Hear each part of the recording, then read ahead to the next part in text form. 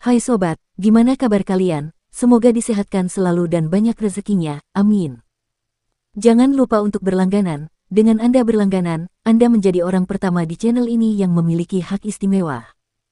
Pada kesempatan kali ini, Sabta Novel akan melanjutkan Tales of Herding Gods episode 1181-1185. Untuk melihat video selengkapnya, sahabat bisa kunjungi playlist yang telah Mimin sediakan. Jika kalian penasaran, yuk mari, kita berimajinasi bersama dan masuk ke alur ceritanya.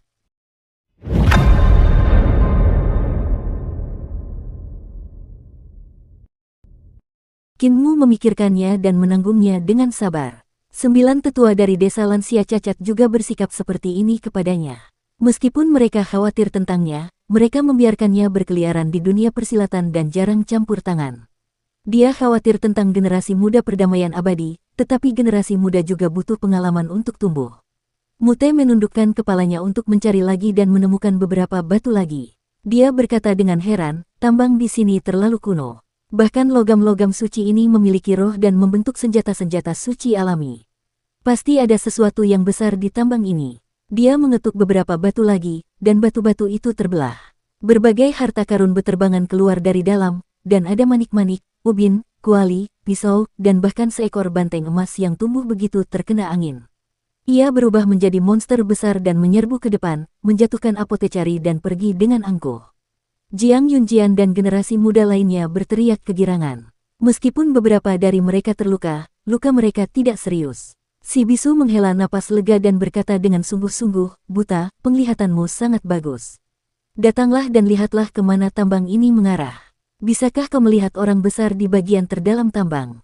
Cahaya ilahi memancar dari mata Blind dan menembus tanah, mencari di sepanjang urat biji. Tiba-tiba, tubuhnya bergetar, dan dia berteriak keras sebelum melompat mundur.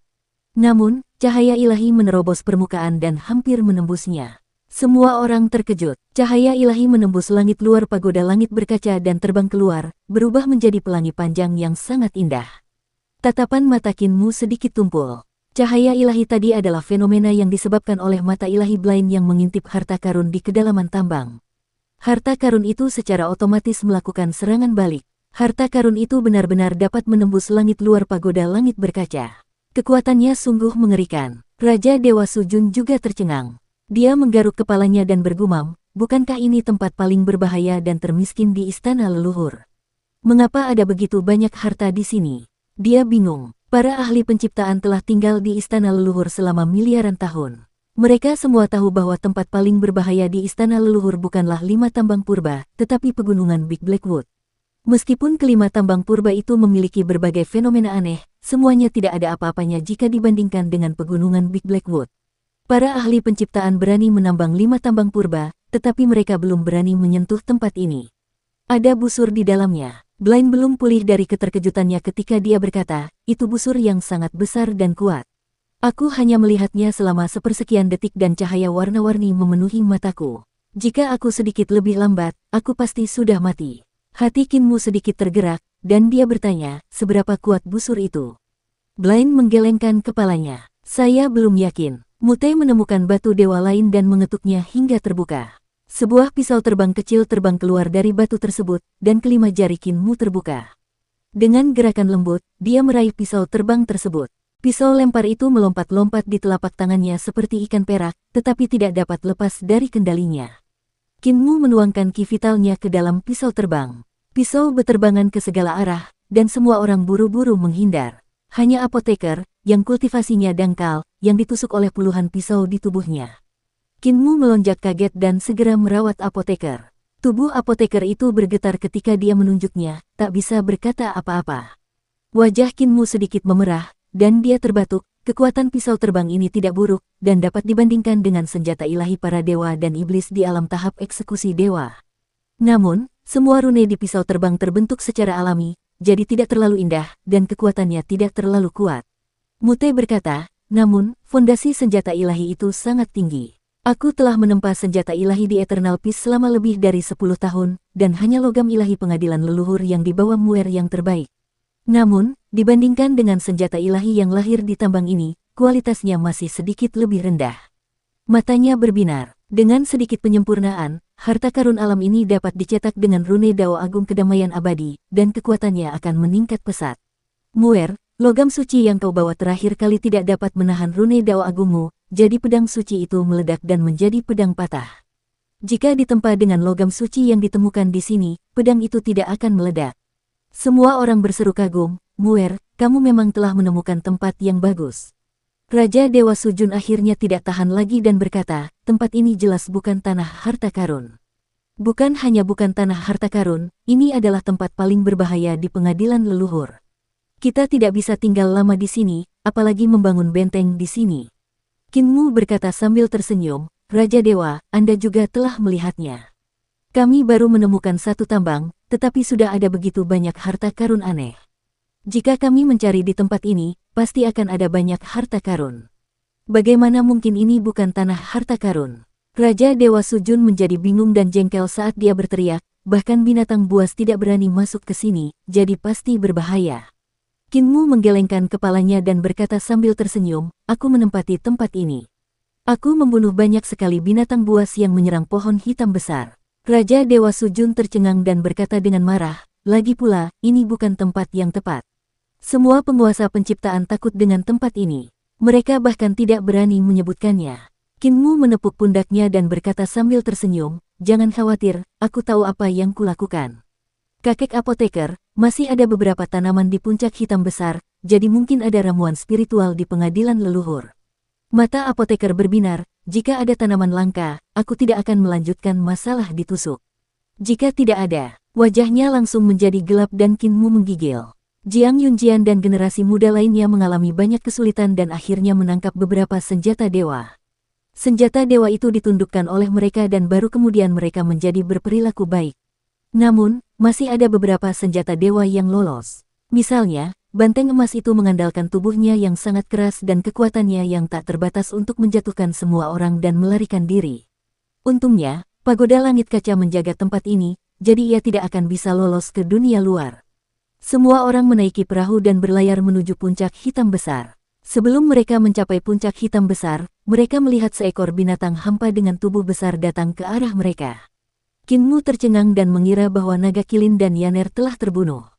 Namun, bukankah yang berdiri di atas kepala binatang hampa itu adalah naga kilin dan Yaner? Dia merasa rileks dan bingung, apakah makhluk hampa ini ditundukkan oleh naga pi atau Yaner? Yaner tampaknya belum pernah mengembangkan kesadaran ilahinya sebelumnya, jadi seharusnya naga pi yang melakukannya. Namun, kapan kesadaran ilahi naga gendut menjadi begitu kuat? Naga kilin sangat gembira saat dia melompat turun dari punggung binatang hampa. Master Sekte, kalian akhirnya kembali. Banyak hal yang terjadi baru-baru ini. Dia segera bercerita tentang keanehan malam di pohon hitam besar, lalu bercerita tentang tetua yang selalu berubah yang memperbaiki gunung hitam. Dia berkata, aku bahkan mendengarkan nasihatnya dan menangkap ibu binatang buas ini. Kinmu tercengang, mungkinkah tetua itu? Tunggu sebentar, maksudmu ini adalah ibu binatang hampa. Ekor naga kilin berdiri tegak sambil mengangguk berulang kali. Kinmu tercengang. Ibu binatang buas yang sangat kuat itu benar-benar ditangkap dan ditundukkan oleh naga kilin. Ini benar-benar di luar dugaannya. Bahkan Kinmu sendiri tidak menyangka dia punya kemampuan menaklukkan ibu binatang hampa. Ibu binatang buas itu awalnya adalah tunggangan Kaisar Agung, dan Kinmu telah menghabiskan banyak upaya untuk membunuh ibu binatang buas sebelumnya. Ibu binatang buas itu, yang ditundukkan oleh naga kilin, seharusnya baru saja lahir. Meskipun lemah, prestasi ini tetap luar biasa. Yang lebih penting, tidak peduli seberapa kuat atau lemah ibu binatang hampa itu, kemampuan terhebatnya adalah mengendalikan binatang hampa lainnya. Kinmu selalu khawatir bahwa binatang buas akan melarikan diri dari istana leluhur dan menimbulkan kekacauan di bawah kendali Kaisar Agung. Dia tidak menyangka naga kilin akan menyelesaikannya dengan mudah. Tiba-tiba, Kinmu tertawa terbahak-bahak, 10 dewa langit sedang dalam masalah. Sujun juga tercengang. Dalam sejarah para master penciptaan, Void Beast selalu menjadi tunggangan impian para prajurit gagah berani dari para master penciptaan. Dengan Void Beast, status seseorang dalam klan akan meningkat secara eksponensial. Tentu saja, Sujun tidak pernah memiliki Void Beast. Itu bukan karena dia tidak cukup kuat. Sebaliknya, dia adalah master penciptaan terkuat di zamannya dan dihormati sebagai Raja Dewa. Meskipun makhluk hampa itu sangat kuat, mereka berada di bawah kendali Kaisar Agung, jadi Sujun tidak menaklukkan mereka. Sebaliknya, ia menaklukkan binatang buas lain yang sangat kuat yang disebut ketenangan suci. Kehebatan pertempuran Secret Tranquility sangat dahsyat, hampir setara dengan ibu binatang buas. Hanya saja ia tidak memiliki kemampuan binatang buas dan tidak dapat menghilang ke dalam kehampaan. Kemudian, istana leluhur berubah drastis, dan raksasa purba di sini punah. Raksasa bodi milik Sujun juga tewas dalam pertempuran dengannya di zona karat darah. Dengan ibu binatang buas, kita dapat mengendalikan binatang buas untuk menyerang dan mengganggu wilayah kekuasaan yang mulia surgawi lainnya. Jika mereka menginginkan wilayah kekuasaan kita, kita dapat menyerang dan menyelamatkan mereka. Qin Mu tertawa. Pi, kamu melakukannya dengan sangat baik. Naga Kilin sangat senang. Pikiran Qin Mu menjadi aktif, dan dia menghitung, kita masih bisa menyerang lebih dulu untuk menang. Leluhur pertama, leluhur kedua, aku akan membawa kalian ke wilayah berbagai dewa surgawi untuk menghalangi gerbang mereka. Leluhur pertama Kaisar Manusia berkata sambil tersenyum, Muer, kau sudah sangat besar, dan kau bahkan adalah yang mulia surgawimu. Kau tidak membutuhkan kekuatan kami untuk menghalangi gerbang mereka. Qin Mu menggelengkan kepalanya dan berkata, akulah yang akan membawa kalian untuk memblokir gerbang mereka. Untuk memblokir gerbang mereka, harus ada praktisi kuat yang mengawasinya. Aku akan membawa kalian untuk memblokir berbagai tambang milik yang mulia surgawi dan membiarkan kalian menyaksikan seni ilahi dari para praktisi kuat dari surga surgawi. Para kaisar manusia di masa lalu mengepalkan tangan mereka erat-erat dengan ekspresi tidak bersahabat. Kaisar manusia Yisan mencibir dan berkata, jika aku tidak mampu mengalahkanmu, aku akan menghajarmu sampai Sumuze tidak bisa mengenalimu. Kaisar manusia lainnya mengangguk, dan leluhur pertama juga mengangguk berulang kali.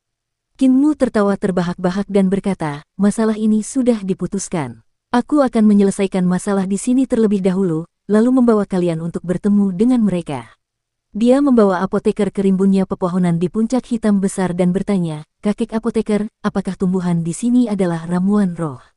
Apoteker itu membungkuk dan memeriksa bunga itu dengan saksama. Ekspresinya menjadi semakin aneh. Setelah sekian lama, ia menegakkan punggungnya dan mengeluarkan jarum perak untuk menusuk daun hijau yang lembut itu dengan hati-hati. Bunga itu tiba-tiba tenggelam ke dalam tanah dan lepas. Apoteker mengerutkan kening dan memikirkannya. Dia mengeluarkan pil roh dan dengan hati-hati meletakkannya di depan lubang kecil yang ditinggalkan oleh ramuan suci itu setelah melarikan diri. Setelah beberapa saat, ramuan suci itu dengan hati-hati menjulurkan daun lain dan mengujinya. Setelah memastikan tidak ada bahaya, ia tumbuh lagi dan menggunakan akarnya untuk menarik pil roh itu ke dalam tanah. Semua tanaman herbal di sini langka dan aneh. Aku belum pernah melihatnya di luar. Apoteker itu melihat sekeliling dan berkata dengan serius, mengenai khasiat obatnya, aku masih perlu memeriksanya secara detail. Aneh. Ia tiba di depan sebuah ramuan roh lain, dan ramuan roh itu sungguh kuat sehingga energi obatnya benar-benar berubah menjadi tanda-tanda Dao, membentuk penampakan segala macam rune. Jantung apoteker bergetar hebat saat dia dengan hati-hati memeriksa struktur setiap bagian tanaman obat. Setelah waktu yang lama, dia menghela napas gemetar dan bergumam, jalanku akan segera terbentuk. Dia tidak dapat menahan tangisnya, tetapi Qin Mu sangat gembira. Qin Mu mengangkat kepalanya untuk melihat ke langit dan bergumam, jalanku juga akan segera terbentuk. Apoteker itu menendangnya dan berkata dengan marah, kamu hanya tahu cara menggerogoti orang tuamu setiap hari. Jika kamu berusaha lebih keras, jalan ini pasti sudah terbentuk sejak lama. Qin Mu mengusap pantatnya dan berkata dengan tegas, setiap hari aku semakin sibuk dengan banyak hal. Aku harus berkeliling dan memahami semua jenis seni, jalan, dan keterampilan ilahi, jadi bagaimana aku bisa punya waktu untuk memahami jalan pengobatan? Tentu saja aku akan menggerogoti kalian para tetua. Apoteker melihat bahwa dia masih berani membantah dan tidak menginginkan apapun selain memasukkan racun ke tenggorokannya. Qin Mu segera pergi dan melihat naga kilin, Yaner, membantu orang-orang di Eternal Peace untuk menetap. Ketika mereka sudah menetap, Qin Mu memanggil mereka dan bertanya tentang tetua yang tidak memiliki penampilan tetap. Setelah sekian lama, tatapan Qin Mu berkedip, dan dia berkata, dia tampaknya tahu segalanya. Dia benar-benar tahu bahwa aku mengajarimu pengetahuan tinggi tiga penutup, kesadaran tertinggi yang menyeluruh, dan juga tentang kelahiran ibu binatang hampa. Sebelum ini, pengadilan leluhur selalu disegel, dan hanya ketika kita datang ke sini segelnya terangkat. Namun, segelnya tidak sepenuhnya terbuka. Dalam hal itu, tetua misterius ini hanya bisa menjadi dewa yang lahir dari tambang kekacauan yang misterius dan tak terduga itu. Yaner berkata, dia telah membawa ember-ember air untuk memperbaiki gunung-gunung suci yang hancur. Gunung-gunung suci ini mengerikan. Ini adalah dao pertukaran. Kinmu berkata dengan ekspresi tenang, jumlah total alam semesta selamanya konstan. Proses penghancuran alam semesta adalah proses mengubah materi menjadi energi. Kelahiran alam semesta adalah proses mengubah energi menjadi materi. Meskipun makhluk-makhluk mengerikan ini berasal dari alam semesta masa lalu mereka yang telah hancur, mereka tetap harus mengikuti prinsip ini. Dengan pohon hitam ini, sebuah lorong antara masa lalu dan masa depan terbentuk. Dia mondar-mandir sambil merenung. Mereka menggunakan makhluk hampa untuk mencuri sebagian substansi dari alam semesta kita dan memindahkannya ke alam semesta masa lalu. Kemudian, ketika substansi di sini berkurang dan substansi di sana bertambah, mereka dapat memanfaatkan kesempatan itu untuk bertukar dan datang ke dunia kita. Dengan kata lain, di alam semesta sebelumnya, tepat di samping akar pohon hitam besar, mereka mengadakan ritual pemanggilan terbalik untuk mencuri substansi di sini. Itulah sebabnya Anda melihat tumpukan mayat binatang hampa membusuk dengan cepat, kehilangan darah, otot, dan bahkan tulang hanya dalam beberapa hari. Kinmu mengangkat kepalanya dan melihat ke kejauhan. Dia mengepalkan tinjunya dan berkata, Dewa kuno itu menangani banyak hal dengan sangat buruk. Dia menyegel gunung-gunung pohon hitam besar ini, tetapi alam semesta kita masih kekurangan sebagian substansinya. Alam semesta masa lalu itu masih memiliki sebagian substansi lainnya. Mereka akan kembali cepat atau lambat. Menyegel gunung hitam hanya mengobati gejalanya, bukan akar permasalahannya. Benar sekali. Tepat saat Kinmu selesai berbicara, dia mendengar suara yang berseru kagum, Yang Mulia Surgawimu benar. Seperti yang diharapkan dari gelar Yang Mulia Surgawimu. Kinmu menoleh ke arah sumber suara dan melihat seseorang yang tampak seperti seorang sarjana muncul di belakang mereka pada suatu saat. Dia memegang kipas lipat dan memiliki sikap anggun. Penampilannya tampan, tetapi juga memiliki pesona feminin. Kinmu menatap naga Kilin dan Yaner, dan mereka buru-buru menggelengkan kepala. Dia berkata dengan suara rendah, setiap kali dia datang, jenis kelaminnya tidak pasti, wajahnya tidak pasti, dan rasnya tidak pasti. Kami juga tidak tahu apakah itu dia. Kinmu menyapanya dan berkata, bolehkah aku bertanya bagaimana aku harus memanggil saudara Dao? Cendekiawan itu menepukkan tangannya dengan kipas lipatnya dan membalas salam. Orang-orang dari generasi selanjutnya memanggilku Grand Derivation. Celestial Venerable-mu juga mengambil kulit telur yang kubawa sejak lahir. Wajah Kinmu sedikit memerah, dan dia berkata, ketika aku melihat harta karun, aku tidak bisa menahan godaan. Saudara Dao, apakah kamu berencana untuk mengambilnya kembali? Sarjana itu menggelengkan kepalanya. Itu tidak ada gunanya bagiku. Kinmu menghela napas lega. Dia tidak pernah berencana mengembalikannya ke Grand Derivation. Sarjana itu berkata dengan mudahnya, Yang Mulia Surgawimu, kita sebenarnya pernah bertemu sebelumnya. Kinmu tercengang dan bertanya, bolehkah aku bertanya di mana kita pernah bertemu sebelumnya? Sejuta tahun yang lalu, aku adalah kun raksasa yang membawa Yang Mulia Surgawimu, Yang Mulia Surgawikin, dan yang lainnya untuk menjelajahi langit surgawi Nagahan. Grand Derivation, dengan penampilan yang terpelajar, membuka kipas lipatnya dan tersenyum, 600.000 tahun yang lalu, ketika langit surgawi terbelah dan penguasa matahari agung melepaskan anjing-anjing surgawi yang mengaum untuk mencari Yang Mulia Surgawi Gong, aku adalah salah satu anjing yang berlari melewatimu. Ketika sungai surgawi runtuh, aku juga adalah manusia yang berlari untuk menyelamatkan diri di bawah kaki Yang Mulia Surgawi. Kinmu menatapnya dengan mata terbelalak dan berkata sambil tersenyum, aku tidak menyangka kakak Dao begitu memperhatikanku. Cendekiawan Tai menggelengkan kepalanya dan berkata, aku tidak hanya memperhatikanmu. Bahkan, aku memperhatikan banyak orang. Salah satu kuda bambu kecil yang memeriksa naskah Celestial Venerable Ling adalah aku. Aku juga buah persik di hutan buah persik Celestial Venerable Yue. Aku juga ikan yang ditangkap oleh Kaisar pendiri Qinye, hantu di samping Earth Count. Atau bintang yang melayang melewati mata Heaven Duke, atau rambut putih Celestial Venerable Hao. Dia mencabutnya dan membuangnya. Dia berkata sambil tersenyum, aku telah mengunjungi banyak tempat, bertemu banyak orang, dan meninggalkan jejak yang kuat dalam sejarah alam semesta yang tak terbatas. Aku telah bertemu dengan mereka semua. Aku bahkan melihatmu melepaskan daomu sendiri dan kembali ke dao istana surgawi dan surga surgawi. Itulah sebabnya aku menghela nafas. Saat itu, aku adalah air mata yang jatuh dari matamu. Tubuh Kinmu sedikit gemetar. Ia teringat bahwa setelah berkonsultasi dengan Sujun, ia telah meninggalkan jalan aslinya dan memilih untuk mengolah istana surgawi dan surga surgawi. Saat itu, ia tak dapat menahan tangis saat mendengar desahan samar. Dia menenangkan diri dan bertanya dengan rasa ingin tahu, saudara Dao memiliki kemampuan yang luar biasa, tetapi kamu kembali ke sini. Apa alasannya? Tai Yi tersenyum terlalu mudah. Saya selalu berada di sini, jadi saya tidak bisa mengatakan apakah saya akan kembali atau tidak.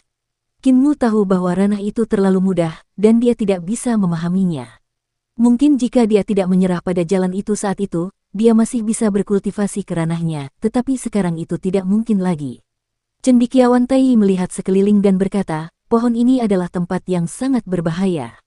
Pohon ini tumbuh di setiap era alam semesta, dan para praktisi kuat di era itu semua ingin merangkak ke sini dari masa lalu untuk menghindari kematian. Anda memilih tempat ini sebagai wilayah Anda, jadi kita dapat dianggap ditakdirkan. Qin Mu tersenyum. Semua ini berkat bimbingan kedua dewa kuno di tambang Taiji. Kalau tidak, aku tidak akan bisa mendapatkan tanah berharga nomor 1 di istana leluhur.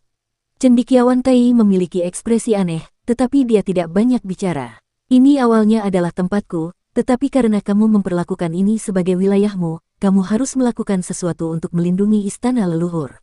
Qin Mu berkata dengan wajah serius, Saudara Dao, tolong beri saya petunjuk. Sarjana itu berkata dengan mudah, seperti yang kau katakan, aku hanya bisa menunda penyegelan Gunung Hitam untuk sementara waktu. Aku tidak bisa mencegah masalah di masa depan. Di masa depan, Gunung Hitam itu akan tetap runtuh, dan era-era masa lalu itu akan tetap mencoba menyerang. Yang ingin kau bantu adalah ini. Tentu saja, Qin Mu langsung setuju dan tersenyum. Jika ada musuh yang menyerbu tempatku, aku harus mengandalkan Dao You. Cendekiawan Tai Yi tidak menyangka dia akan mengajukan permintaan seperti itu. Dia memikirkannya dan tersenyum. Saya akan melakukan apa yang Anda katakan. Qin Mu menghela napas panjang lega. Ia tahu bahwa kemampuan dan kekuatannya tidak dapat dibandingkan dengan 10 yang mulia surgawi, dan ia selalu melangkah di atas es tipis. Sekarang setelah ia memperoleh tanah berharga nomor 1 di istana leluhur, ia selalu khawatir bahwa ia tidak akan mampu mempertahankannya. Akan tetapi, dengan perkataan Tai Yi, bahkan jika 10 yang mulia surgawi secara pribadi bergerak, mereka mungkin tidak akan dapat merampas tanah berharga nomor 1 dari istana leluhur ini. Tanpa mereka sadari bahwa 10 yang mulia surgawi juga tidak menyukai tanah yang paling berharga di istana leluhur ini. Dengan Tai Yi di sini, aku dapat membawa leluhur pertama dan yang lainnya untuk memblokir pintu dengan mudah. Qin Mu menggosok kedua telapak tangannya dan entah kenapa merasa sangat gembira. Dulu, leluhur Dao membawa Lin Xuan, Rulai membawa Foxi, dan mereka semua pergi untuk memblokir Imperial Chollege. Kanselir Basan juga membawa saya untuk memblokir Istana Emas Roland, tetapi semua tetua memberikan dorongan kepada generasi muda. Ketika para tetua duduk di sana, mereka sama sekali tidak terlihat mengesankan. Pihak lain hanya bisa patuh mengikuti aturan, atau para tetua akan marah. Kali ini, saya, seorang junior, akan membawa para tetua saya untuk memblokir wilayah 10 yang mulia surgawi. Jika ada yang berani tidak mengikuti aturan, saya akan marah. Bagaimanapun, jika aku membuat kekacauan besar, aku akan bersembunyi di pegunungan hitam. Bahkan jika langit runtuh, Tai Yi ada di sini untuk menopangnya. Pengadilan leluhur, tambang Grand Primordium. Langit tidak dapat dipertahankan tanpa seorang yang mulia surgawi. Sekte Xiao mengirim muridnya yang paling bangga, Gao Huaitong, untuk menjaga tambang ini. Sebagai seorang yang mulia surgawi manusia, yang mulia surgawi Xiao memperlakukan semua ras secara setara, tetapi dia membenci para dewa kuno. Gao Huaitong bukanlah seorang manusia, melainkan seorang setengah dewa yang memiliki bakat luar biasa, yang telah berkultivasi hingga ke alam tahta kaisar. Gao Huaitong baru saja duduk dan memerintahkan bawahannya untuk memasuki tambang guna menambang batu-batu suci ketika seorang dewa datang melapor, berkata, Yang mulia surgawimu membawa sekitar 20 orang dan berkata bahwa mereka datang untuk berkunjung. Mereka ingin memblokir gerbang sesuai aturan dan menantang murid-murid yang mulia surgawi Xiao. Aturan memblokir pintu. Gao Huaitong merasa bingung. Kapan surga kita pernah memiliki aturan aneh seperti itu? Dia mengundang Yan Qiling dan bertanya, adik junior kecil, kamu tinggal di batas bawah sebelumnya, dan yang mulia surgawimu ini datang untuk memblokir gerbang. Apakah kamu tahu aturan batas bawah? Yan Qiling berkata, ada aturan tak tertulis di batas bawah. Ketika para tetua membawa junior untuk memblokir gerbang untuk menantang, mereka harus bertarung di wilayah yang sama. Kedua belah pihak tidak dapat melanggar aturan ini, atau mereka akan kehilangan muka. Namun, sebenarnya ada aturan dalam aturan ini, yaitu bahwa para tetua harus memiliki kekuatan untuk mengintimidasi pihak lain. Gao Huaitong berkata sambil tersenyum, orang-orang di alam bawah semuanya berandal, bodoh dan tidak kompeten. Mereka benar-benar menciptakan aturan yang aneh. Tidak ada yang namanya menghalangi gerbang di alam surgawi. Namun, meskipun kemampuan yang muliamu tidak bagus, reputasinya terkenal, jadi kita tidak bisa mengabaikannya. Adik junior kecil, kemampuanmu luar biasa, dan kamu jarang bertemu lawan yang sepadan di alam yang sama. Pergi dan suruh dia pergi. Yan Qiling menggelengkan kepalanya. Aku bertarung dengannya beberapa kali, tapi aku tidak pernah menang. Ekspresi Gao Huaitong sedikit berubah, dan dia berkata dengan ragu, kamu tidak bisa mengalahkannya, dan aku tidak bisa mengalahkannya. Dewa yang melaporkan berita itu berkata, kali ini, yang muliamu yang memegang kendali. Ia berkata ia ingin orang lain menantangnya. Gao Huaitong tidak dapat menahan tawa. Jika yang muliamu menantangnya sendiri, aku akan sedikit takut padanya. Aku tidak menyangka dia memiliki nyali seperti beruang dan nyali seperti macan tutul, untuk benar-benar membiarkan orang lain menantangnya. Lupakan saja, kami saudara senior dan junior akan bersaing dengan orang-orang yang dibawanya, biarkan dia tahu betapa luasnya langit dan bumi. Dia memimpin lebih dari selusin murid Xiao yang mulia surgawi untuk menyambut mereka, dan mereka melihat Qin Mu membawa kapal cepat kecil itu keluar tambang. Memang ada orang-orang dengan berbagai bentuk dan ukuran di kapal itu, ada yang tinggi, ada yang pendek, ada yang gemuk, dan ada yang kurus. Hanya ada 2 atau 3 orang yang masih bisa terlihat. Dukung terus channel YouTube Sabta Novel. Konflik antara orang-orang ini tampaknya sangat dalam. Mereka tidak menyukai siapapun dan hampir berkelahi ketika mereka terjepit di sebuah kapal. Orang yang paling mereka benci tetaplah Qin Mu. Semua orang di kapal menatapnya dengan tidak senang. Gao Huaitong menyapa Qin Mu dan berkata sambil tersenyum, Yang mulia surgawimu datang berkunjung, saya lalai menyambut Anda, mohon maaf. Yang mulia surgawi memimpin teman-teman Dao ini untuk memblokir gerbang, jadi garis keturunan yang mulia surgawi Xiao saya tentu saja tidak bisa kehilangan nama guru, jadi saya setuju. Qin Mu berkata dengan sopan, jangan khawatir, keponakan murid, orang-orangku tahu batas mereka. Ngomong-ngomong, mereka semua adalah tetuaku. Aku juga khawatir mereka akan mengabaikan kultivasi mereka dan mengendur. Aku ingin meminjam tangan murid-muridmu untuk melatih mereka. Kaisar manusia Qikang, Kaisar manusia Yi San, dan yang lainnya sangat marah. Keduanya saling berbasa-basi, dan Gao Huaitong mengundang Qin Mu ke tempat duduk kehormatan. Qin Mu berkata dengan sungguh-sungguh, Grandmaster, leluhur, aku sudah menekan situasi, kalian tidak boleh mempermalukanku. Kaisar manusia Qikang melompat keluar dan berkata dengan marah, Anak Qin, kau menipu tuanmu dan membunuh leluhurmu. Mari kita bertarung terlebih dahulu. Gao Huaitong menatap Qin Mu sambil tersenyum, dan Qin Mu berkata dengan nada meminta maaf, keponakan, ini guru besarku. Dia pemarah, tetapi dia juga punya beberapa kemampuan. Keponakan, pilihlah seorang ahli dan pukul dia sampai mati. Kaisar manusia Qikang sangat marah hingga asap keluar dari 7 lubangnya. Tubuhnya bergetar, dan cahaya warna-warni bersinar terang di belakangnya. 3 istana surgawi disertai dengan suara lonceng melompat keluar dari cahaya warna-warni itu. Saya telah berkultivasi dengan leluhur pertama selama bertahun-tahun, dan saya telah melihat semua jenis teknik tahta kaisar. Dalam kehidupan ini, saya bahkan lebih berani dan ganas. Qin, jangan pedulikan orang lain, mari bertarung sesuai dengan aturan aula kaisar manusia. Gao Huaitong tersenyum pada Qin Mu dan berkata, Yang mulia surgawi, lihatlah. Qin Mu berkata dengan wajah penuh permintaan maaf, orang tuaku tidak patuh dan sulit dijinakkan. Keponakan, tunggu sebentar, aku akan memberi mereka pelajaran terlebih dahulu. Dia berdiri, dan Kaisar manusia Qikang sepenuhnya terfokus untuk menjaganya, menunggu dia menyerang. Qin Mu melangkah maju, dan ledakan memekakkan telinga terdengar. Ki dan darah semua orang bergejolak karena getaran itu. Ketika mereka melihat Kaisar manusia Qikang lagi, dia sudah terbanting ke tanah istana leluhur. Qin Mu kembali ke tempat duduknya dan berkata sambil tersenyum, dia sudah patuh sekarang, kita bisa mulai. Kaisar manusia Qikang merangkak keluar dari tanah, dan wajahnya tertutup tanah. Namun, dia bersemangat dan sama sekali tidak menganggap kegagalannya sebagai masalah. Dia tertawa keras dan berkata, siapa yang akan mencerahkanku? Mata banyak murid di bawah yang mulia surgawi Xiao berbinar. Kaisar manusia Qikang baru saja mengungkapkan 3 istana surgawi, dan auranya seperti pelangi. Meskipun dia kuat, tamparan Qin Mu ke wajah Kaisar manusia Qikang mengungkapkan sifat asli pria kekar ini. Murid-murid dari 10 yang mulia surgawi dari surga surgawi hanya mengolah 1 istana surgawi, yang dianggap biasa-biasa saja. Hanya setelah mengolah 2 hingga 3 istana surgawi, mereka dapat dianggap telah memasuki sekte tersebut. Banyak murid memiliki 3 hingga 5 istana surgawi, dan beberapa bahkan mengolah lebih dari 10. Bagi para murid dari 10 Celestial Venerables, tidaklah sulit untuk memperoleh teknik Emperor's Throne. 10 Celestial Venerables telah mengumpulkan 2 hingga 300 teknik Emperor's Throne. Untuk dapat berkultivasi ke alam surgawi, seseorang tidak harus bergantung pada jumlah teknik tahta kaisar, tetapi pada variasinya. Seseorang hanya perlu menggabungkan 36 teknik tahta kaisar dari sistem yang berbeda dan mencapai penguasaan. Dengan menyatukan semuanya ke dalam satu sistem teknik, seseorang secara teoritis dapat berkultivasi ke alam surgawi.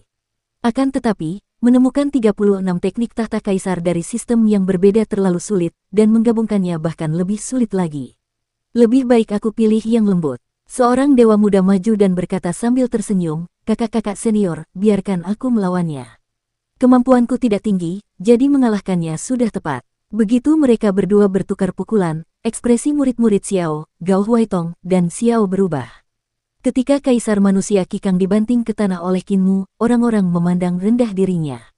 Namun, kekuatan tempur yang ditunjukkan Kaisar Manusia Qikang sangat mencengangkan. Ketika dia bertarung dengan dewa muda itu, dia tidak hanya tidak dirugikan, dia bahkan berada di pihak yang lebih unggul.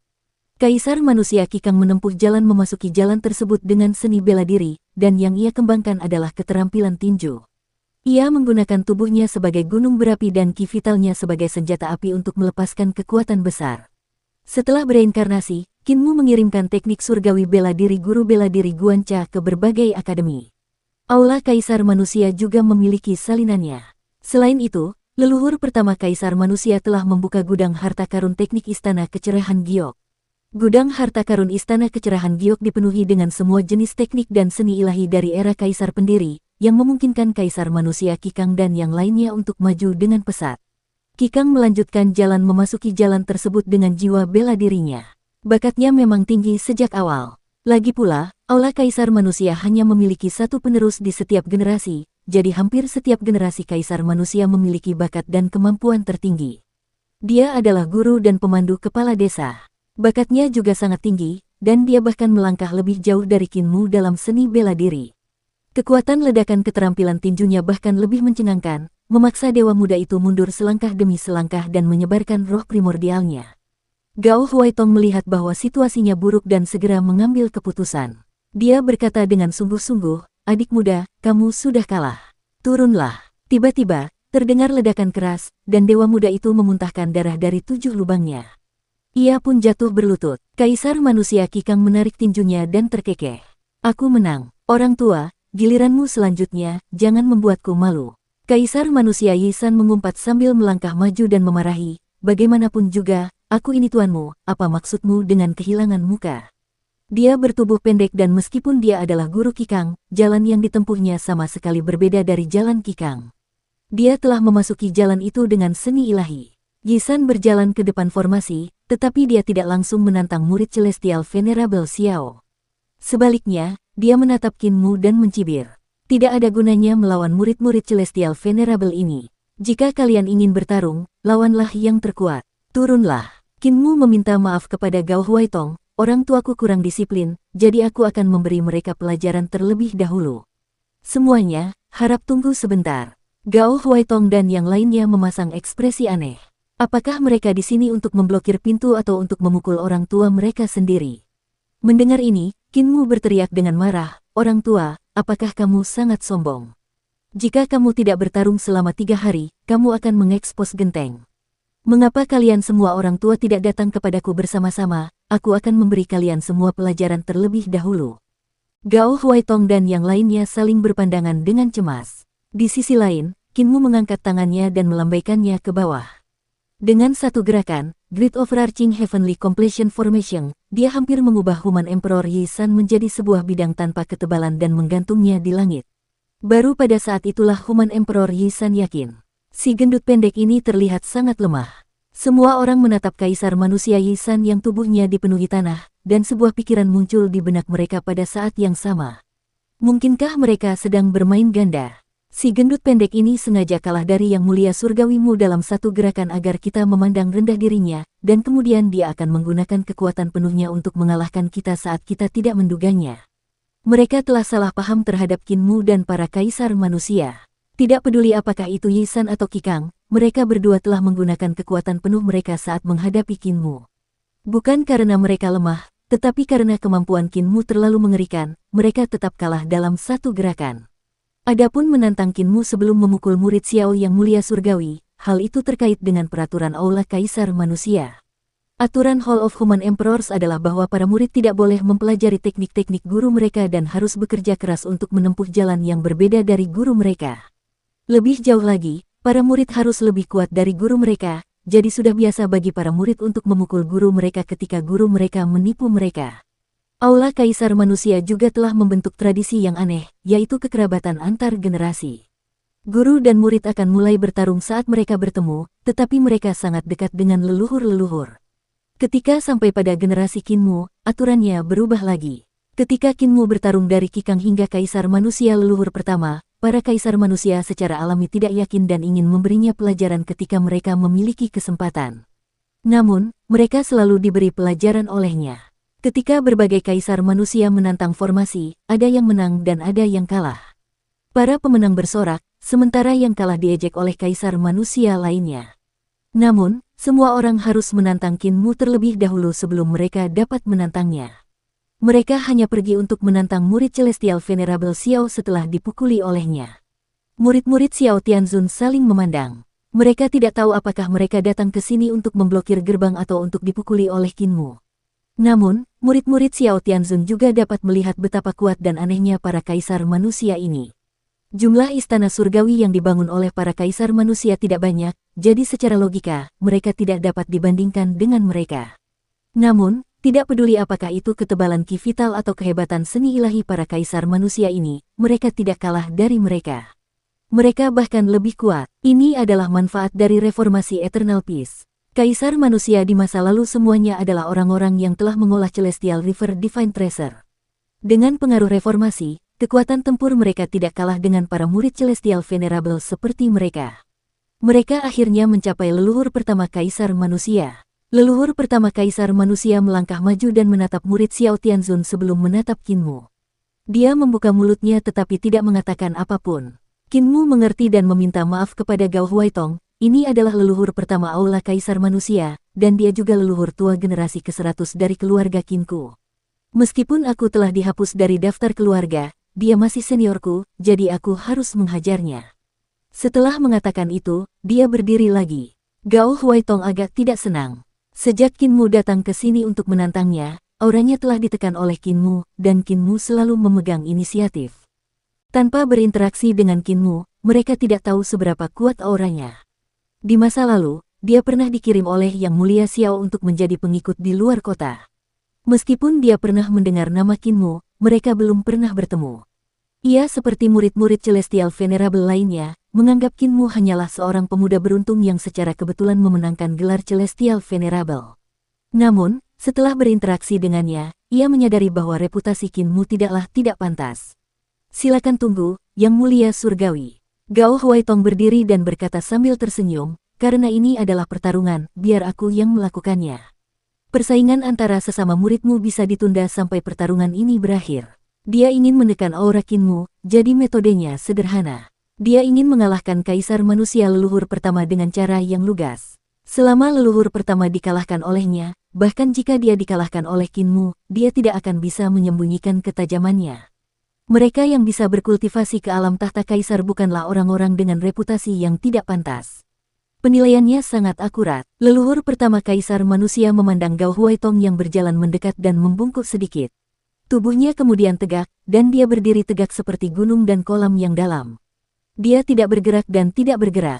Berdiri di sana, dia seperti pusat dunia yang tak terbatas, dan semua dunia berputar di sekelilingnya. Jantung Gao Huaitong berdebar kencang. Leluhur pertama Kaisar Manusia tidak benar-benar diam, tetapi hati daunnya diam. Apakah ini orang dari kedamaian abadi? Dalam hati daunnya, kerangka berpikir orang ini adalah yang terkuat. Ketika aku kembali ke surga, guruku, Yang Mulia Xiao, menyebutkan sistem kultivasi kaisar pendiri alam Dao, dan dia sangat kagum. Leluhur pertama Qin Wu ini seharusnya telah berjalan di sistem alam Dao. Gao Huaitong tercengang. Dia sama sekali tidak meremehkan kaisar manusia leluhur pertama. Yang mulia surgawi Xiao sangat menjunjung tinggi sistem alam Dao milik kaisar pendiri, dan dia merasa bahwa sistem alam Dao merupakan mata rantai yang paling krusial menuju sistem istana surgawi. Sistem istana surgawi diciptakan oleh Yang Mulia Surgawi Yu, dan Yang Mulia Surgawi Mu serta Yang Mulia Surgawi Hao yang menciptakannya. Banyak orang kemudian menyempurnakannya, dan sistem istana surgawi memiliki kelemahan besar, yaitu penekanan pada kekuasaan. Setiap kali sistem istana surgawi naik satu tingkat, kekuatannya akan meningkat pesat. Peningkatan semacam ini dibangun di atas fondasi langit surgawi naga Han, yang menjadi simbol Dao di hati para dewa yang telah memasuki alam dewa. Namun, metode kultivasi ini mengabaikan pemahamannya tentang Dao. Sistem Dao Realm milik Kaisar Qin Ye yang merupakan pendiri menggantikan poin ini. Ia menganjurkan pemahaman Dao dan memasuki Dao lapis demi lapis, mendekati esensi Dao. Ketika dikombinasikan dengan kekuatan kuat sistem istana surgawi, kemampuan dan kultivasinya akan meningkat pesat.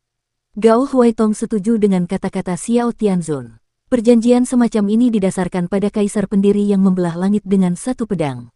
Hari itu, ketika kaisar pendiri menyerang surga langit dan membelahnya dengan pedang, semua dewa merasakan keterkejutan dan ketakutan akibat terbelahnya surga langit. Tentu saja, langit tidak sepenuhnya terbelah, sehingga keterkejutan dan ketakutan semua dewa hanya berlangsung sebentar. Setelah itu, keterkejutan dan ketakutan itu lenyap, dan sebagian besar dewa tidak menganggap serius masalah ini. Gao Huaitong adalah kaum minoritas. Dia benar-benar merasakan bahwa hati Dao-nya hendak terbelah, dan guncangan dalam hatinya juga tak tertandingi. Jika langit benar-benar terbelah, apa yang akan terjadi pada para dewa di dunia? Akankah hati Dao mereka hancur karena ini? Akankah istana surgawi mereka kehilangan kekuatan ilahi karena hal ini? Ini yang paling mengerikan. Dia juga menyadari bahwa sistem Dao Realm milik kaisar pendiri dapat menggantikan hal ini. Mereka berkultivasi bersama, jadi meskipun langit dan bumi hancur, hati Dao-nya tidak akan runtuh karenanya. Hanya saja dia masih dalam tahap meraba-raba dan memasuki alam Dao. Dia melihat temperamen kaisar manusia leluhur pertama dan menyadari bahwa orang ini adalah praktisi hebat sistem alam Dao. Dia tidak berani lalai dan membungkuk. Semoga sahabat Dao mencerahkanku. Keduanya saling menyapa sebelum menyerang dengan berani. Gao Huaitong baru saja menjalankan kultivasi alam langit luminosnya, tetapi gerakan pertama yang dilakukannya adalah seni ilahi agung tahta kaisar. Di belakangnya, istana-istana surgawi bermunculan satu demi satu, ribuan istana dan puluhan ribu istana, menjulang tinggi seperti gunung. Dia sangat menyadari kekuatan sistem alam. Satu alam adalah surga pertama, dan yang lainnya adalah surga kedua. Jika dia menyelidiki dengan saksama, ketika pihak lain mengeksekusi alam yang mendalam, dia mungkin akan berakhir dengan keluhan. Leluhur pertama kaisar manusia masih sama seperti sebelumnya. Dia tampak tenang dan kail, dan dengan kaitan tangannya, pemandangan langit dan bumi runtuh seketika muncul. Dia berdiri di tengah langit dan bumi yang runtuh seperti pilar. Rahasia suci langit dan bumi hati. Seni ilahiyahnya adalah jejak dari suatu era. Era itu adalah era di mana kesopanan runtuh dan kegembiraan hancur. Itu adalah era di mana setan menari dan setan menari. Itu juga merupakan era di mana langit runtuh dan bumi terbelah.